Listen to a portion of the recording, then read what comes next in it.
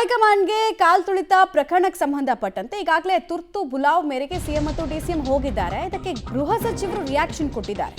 ಬೆಂಗಳೂರಿನಲ್ಲಿ ಗೃಹ ಸಚಿವ ಪರಮೇಶ್ವರ್ ಅವರ ರಿಯಾಕ್ಷನ್, ಅವರಿಬ್ರು ದೆಹಲಿಗೆ ಯಾಕೆ ಹೋಗಿದ್ದಾರೆ ಅನ್ನೋದು ನಂಗೆ ಗೊತ್ತಿಲ್ಲ.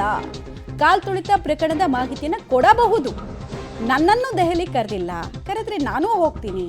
ಕಾಲ್ ತುಳಿತದ ತನಿಖಾ ವರದಿಯನ್ನು ಹೈಕೋರ್ಟ್ಗೆ ನಾವು ಸಲ್ಲಿಸ್ತೇವೆ ಅಂತ ಹೋಮ್ ಮಿನಿಸ್ಟರ್ ಸಾಹೇಬ್ರು ಹೇಳ್ತಾ ಇದ್ದಾರೆ.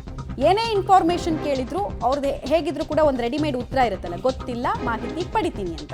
ಅದನ್ನೇ ಇವತ್ತು ಕೂಡ ರಿಯಾಕ್ಷನ್ನ ಭಾಗವಾಗಿ ಕೊಟ್ಟಿದ್ದಾರೆ.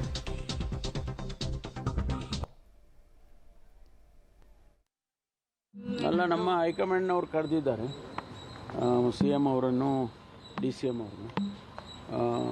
ಅವರು ಇವತ್ತು ಬೆಳಿಗ್ಗೆ ಹೋದ್ರು ಅಂತ ಕಾಣಿಸುತ್ತೆ. ತುರ್ತು ಬುಲಾವ್ ಏನು ವಿಚಾರಕ್ಕೆ ಅಂತ ಸರ್? ತುರ್ತು ಬುಲಾವ್ ಕೊಟ್ಟಿದ್ದಾರೆ, ಗೊತ್ತಿಲ್ಲ ಏನಂತ ಗೊತ್ತಿಲ್ಲ, ಅಜೆಂಡಾ ಏನು ಅಂತ ಗೊತ್ತಿಲ್ಲ.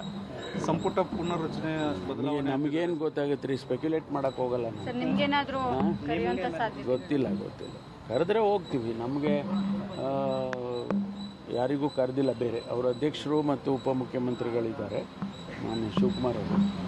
ಆಮೇಲೆ ಮುಖ್ಯಮಂತ್ರಿಗಳು ಅವ್ರನ್ನ ಕರೆದಿದ್ದಾರೆ. ಅಲ್ಲ, ನಮ್ಮ ಹೈಕಮಾಂಡ್ನವ್ರು ಡೀಟೇಲ್ಸ್ ಕೊಡ್ತಾರೆ.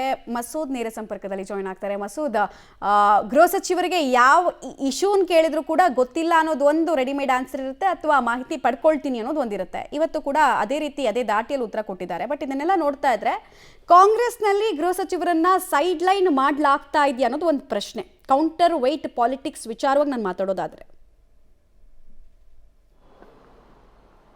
ಅಂತ ಕಳೆದ 2 ವರ್ಷಗಳಿಂದಲೂ ಕೂಡ ಸಾಕಷ್ಟು ಪ್ರಕರಣಗಳು, ಸಾಕಷ್ಟು ವಿದ್ಯಮಾನಗಳು ಕಾಂಗ್ರೆಸ್ ಘಟಕದಲ್ಲಿ ನಡೆದಿರುವಂಥದ್ದು.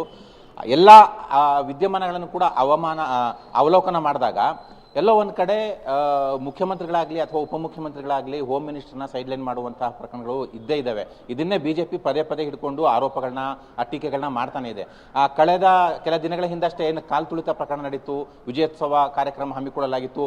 ಆ ವಿಜಯೋತ್ಸವ ಸಂದರ್ಭದಲ್ಲೂ ಕೂಡ ಹೋಮ್ ಮಿನಿಸ್ಟರ್ ವಿಚಾರದಲ್ಲಿ ಯಾವುದೇ ಒಂದು ರೀತಿಯಲ್ಲಿ ಗಮನವನ್ನು ಮುಖ್ಯಮಂತ್ರಿಗಳಾಗಲಿ ಉಪಮುಖ್ಯಮಂತ್ರಿಗಳಾಗಲಿ ಕೊಟ್ಟಿರಲಿಲ್ಲ.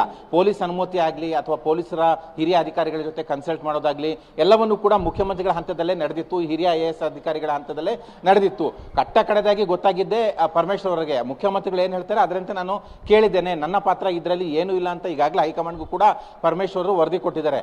ಆ ವಿಚಾರದಲ್ಲೂ ಕೂಡ ವಿಜಯೋತ್ಸವ ಕಾರ್ಯಕ್ರಮ ಹಮ್ಮಿಕೊಳ್ಳುವ ವಿಚಾರದಲ್ಲೂ ಕೂಡ ಈಗಾಗಲೇ ಅವ್ರನ್ನ ಬದಿಗೆ ಸರಿಸಲಾಯಿತು. ಈಗ ಹೈಕಮಾಂಡು ಇಬ್ಬರಿಗೆ ತುರ್ತು ಬುಲಾವ್ ಕೊಟ್ಟಿದೆ. ಹೈಕಮಾಂಡು ಇಬ್ರಿಗೆ ತುರ್ತು ಬುಲಾವ್ ಕೊಟ್ಟು ವರದಿಯನ್ನು ಪಡ್ಕೊಳ್ತಾ ಇದೆ. ಆದರೆ ಇಲ್ಲಿ ವೈಫಲ್ಯ ಆಗಿರುವಂಥದ್ದು ಗೃಹ ಇಲಾಖೆ ವೈಫಲ್ಯ ಆಗಿರುವಂಥದ್ದು. ಪೊಲೀಸ್ ಭದ್ರತೆ ಸರಿಯಾಗಿಲ್ಲ, ಪೊಲೀಸ್ ಕೊರತೆ ಆಗಿದೆ ಅನ್ನುವಂತಹ ಆರೋಪ ಏನಿದ್ದಾವೆ, ಆ ವಿಚಾರದಲ್ಲಿ ಕಾಲ್ ತುಳಿತ ಆಯಿತು ಅನ್ನುವಂತಹ ಆರೋಪ ಇರೋದು. ಆದರೆ ಗೃಹ ಇಲಾಖೆ ವೈಫಲ್ಯ ಹಿನ್ನೆಲೆಯಲ್ಲಿ ಗೃಹ ಸಚಿವರನ್ನು ಆದರೂ ಕೂಡ ಕರಿಬೇಕಾಗಿತ್ತು ಅನ್ನುವಂಥ ಒಂದು ಚರ್ಚೆ ಕಾಂಗ್ರೆಸ್ ವಲಯದಲ್ಲಿ ಮನೆ ಮಾಡ್ತಾ ಇದೆ.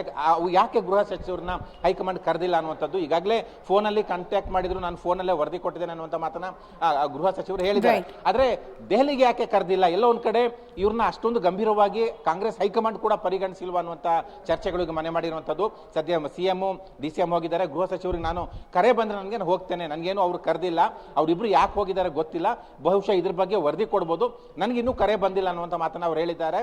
ಬಹುಶಃ ಕರೆ ಬಂದ್ರೆ ಹೋಗ್ಬೋದು. ಆದ್ರೆ ಈ ಸಂದರ್ಭದಲ್ಲಿ ಯಾಕೆ ಕರೆ ಬಂದಿಲ್ಲ, ಹೈಕಮಾಂಡ್ ಅವ್ರನ್ನ ಅಷ್ಟೊಂದು ಸೀರಿಯಸ್ ಆಗಿ ಕನ್ಸಿಡರ್ ಮಾಡಿಲ್ವಾ, ಇವೆಲ್ಲ ಚರ್ಚೆಗಳು ಮನೆ ಮಾಡ್ತಾ ಇದ್ದಾವೆ. ಒಟ್ಟಾರೆಯಾಗಿ ಪರಮೇಶ್ವರ್ ಅವರ ಇಮೇಜ್ಗೆ ಇದರಿಂದಾಗಿ ಒಂದು ರೀತಿಯಲ್ಲಿ ಧಕ್ಕೆ ಆಗಿದೆ ಅಂತ ಕೂಡ ಹೇಳಲಾಗ್ತಿದೆ ಅಂತ.